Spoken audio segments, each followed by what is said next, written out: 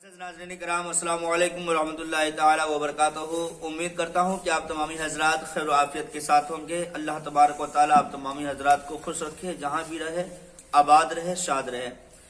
आइए आज हम एक नए वाक़या के साथ आपके सामने रूबरू हुआ हूँ।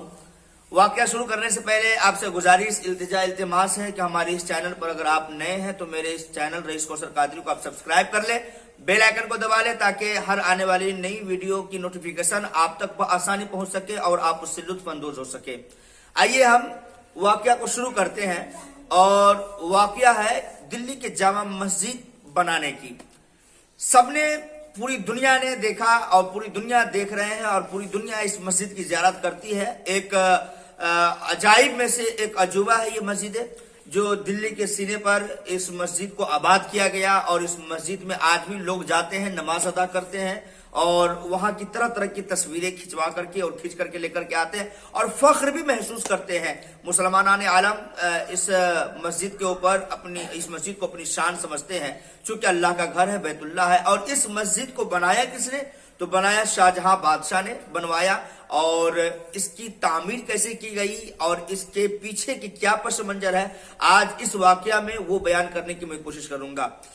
आप तमामी हजरात जानते हैं कि दिल्ली में जामा मस्जिद है और वहां के लोग वहां जाकर के इबादतें करते हैं और भी तरह तरह के मुल्क ममालिक के लोग वहां जाकर के नमाजें अदा करते हैं। लेकिन आपने कभी ये नहीं सोचा और कभी इस बात की तरफ आपने गौर नहीं किया होगा कि ये मस्जिद आखिर दिल्ली के सीने पर क्यों बनाई शाहजहां बादशाह ने और इसके पीछे का क्या पस मंजर है। आज मैं उसका मुकम्मल खुलासा करता हूं। दर हकीकत बात एक जमाने की है कि शाहजहां बादशाह अपने बिस्तर इस्तराहत पर आराम कर रहा था, यानी कि सो रहे थे। अचानक रात में उनको ख्वाब के अंदर एक मस्जिद की तामीर करदा एक नक्शा दिखाया जाता है। और वो तामीर किया हुआ मस्जिद, वो अपने ख्वाब में क्या देखता है कि अर्श आजम के ऊपर एक खूबसूरत डिजाइन किया हुआ एक मस्जिद है और हुक्म हो रहा है कि ऐ शाहजहां, इस मस्जिद को तुम तामीर कराओ। अब शाहजहां बादशाह ने पूरे नक्शे को देखा और उस नक्शे को अपने तस्वुरात और अपनी ज़हन और फिक्र में इस तरह बसा लिया कि गोया के हम वक्त उनके वो तस्वीर उनके जहन में घूमती रहती थी।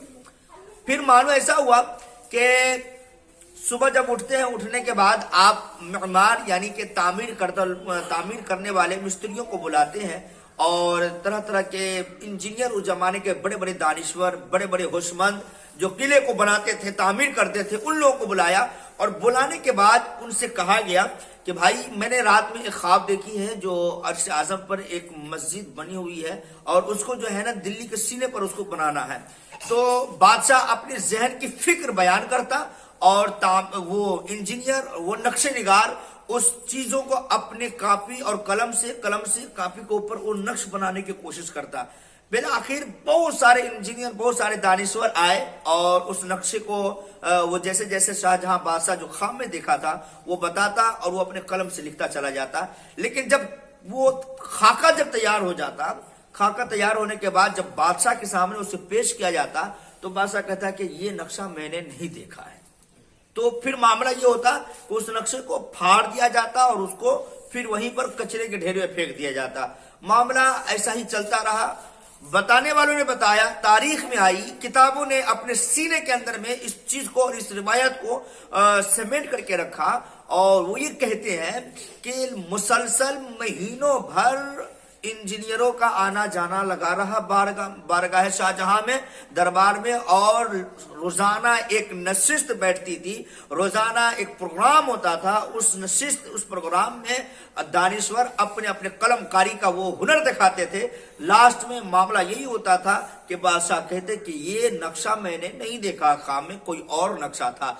मामला जब तूल पकड़ने लगा तो एक इंजीनियर जो बड़ा ही परेशान था और परेशानी के आलम में बड़बड़ाते हुए वो बारगाह शाहजहां में जा रहा था।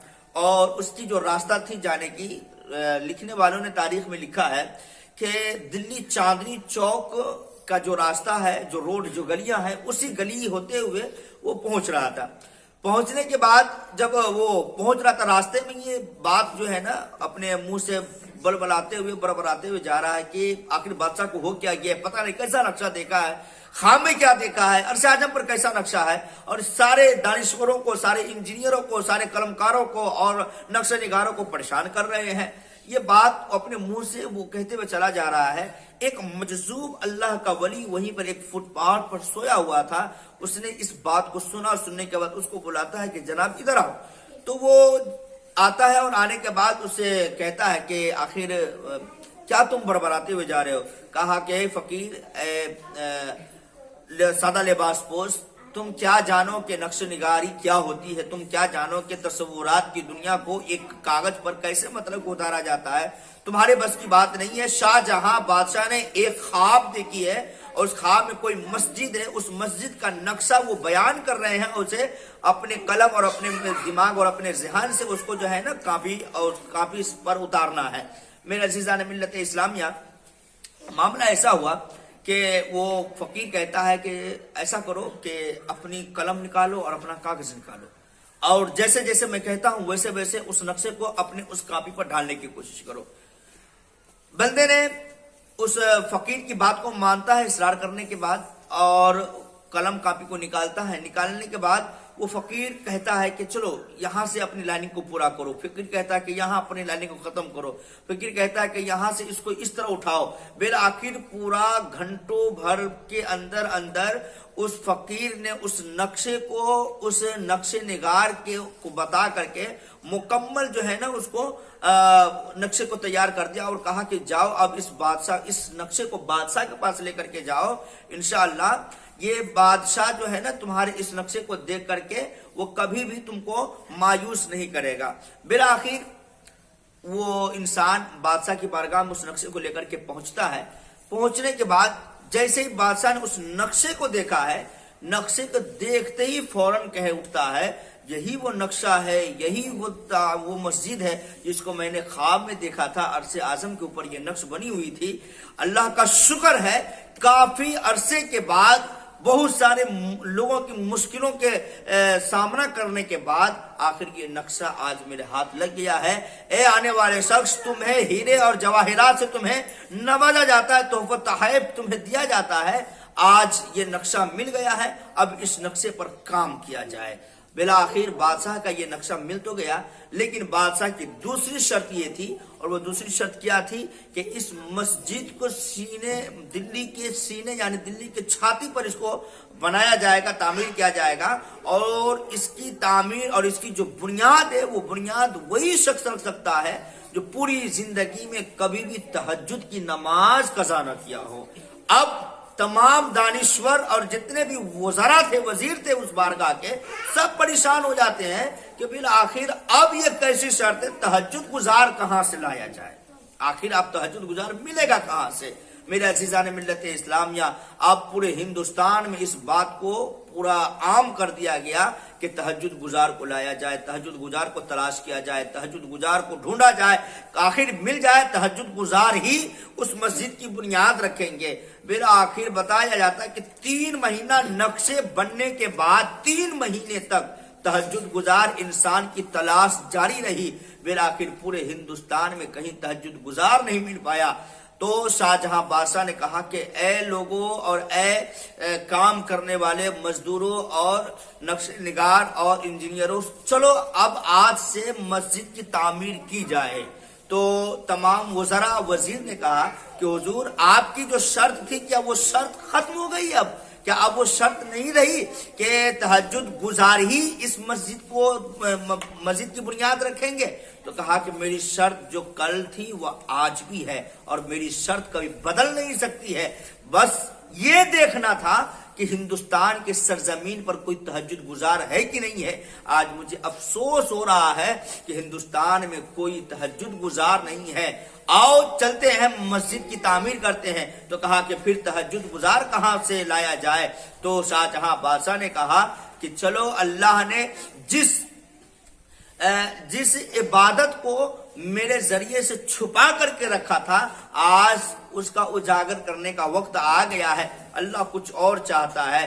کہا کہ مطلب نہیں سمجھ میں آئی بادشاہ سلامت؟ تو کہا مطلب یہ ہے کہ میں وہ انسان ہوں کہ پوری زندگی مجھ ناچیز سے، مجھ بندے سے کبھی تہجد کی نماز قضا نہیں ہوئی ہے، اس لیے چلا جائے میں ہی اس مسجد کی بنیاد رکھوں گا۔ میرے عزیزان ملت اسلامی، وہ بادشاہ وقت تھے، وہ بادشاہ سلطنت تھے، شاہ جہاں بادشاہ جو پوری دنیا جانتی ہے، پوری دنیا ان کا نام لیتی ہے میرے بھائیوں، لیکن وہ بادشاہ ہونے کے باوجود بھی 5 وقتہ نماز تو دور کی بات ہے، ان کی زندگی میں کبھی تہجد کی نماز قضا نہیں ہوئی ہے۔ تبھی تو کہتے ہیں کہ جو اللہ کا ہو جاتا ہے دنیا بھی اس کی ہو جاتی ہے، آخرت بھی اس کا ہو جاتا ہے۔ آج دیکھو شاہ جہاں بادشاہ نے وقت کی قیمت اور قدر کو سمجھا ہے اور اپنی زندگی میں کبھی نماز کو قضا نہیں کیا، اس لیے اللہ تبارک و تعالیٰ نے اس کو دولت سے بھی نوازا، بادشاہیت سے بھی نوازا، سلطنت سے بھی نوازا، اور اللہ نے شہرت سے بھی نوازا، اور آج پوری دنیا اس کا نام کے مالا جپتے ہوئے دکھائی دے رہی ہے۔ کیوں؟ کیونکہ وہ اللہ کا تھا، اللہ اس کا ہو گیا تھا۔ میرے عزیزان ملت اسلامیہ، تو سمجھ میں آ گئی کہ دلی کے سینے پر جو جامع مسجد ہے وہ کیسے قائم کی گئی اور اس کے پیچھے کا پس منظر کیا تھا اور کس مشقت اور مشکلات کے ساتھ یہ عمل میں آئی ہے۔ میرے عزیز، آپ دلی جب جائیں تو ضرور جامع مسجد کی سرزمین پر آپ جائیں، جامع مسجد میں جا کر کے آپ نمازیں ادا کریں اور ان کی بناوٹ اور ان کے نقش و نگار کو ضرور اپنے تصورات کے کیمرے میں آپ کیچ کر کے لے کر کے آئیں، تاکہ آپ کو اور اس مسجد میں عبادت کرنے کا بے شمار ثواب اور صلہ مل سکے، اور اللہ تبارک و تعالی ہو سکتا ہے کہ آپ کی وہاں کی نماز پڑھی ہوئی قبول کر لے اور آپ کے لیے ذریعہ نجات بنا دے۔ اللہ تبارک و تعالیٰ کی بارگاہ میں دعا ہے کہ ہم تمام مسلمانوں کو 5 وقتہ نماز پڑھنے کی توفیق عطا فرمائے۔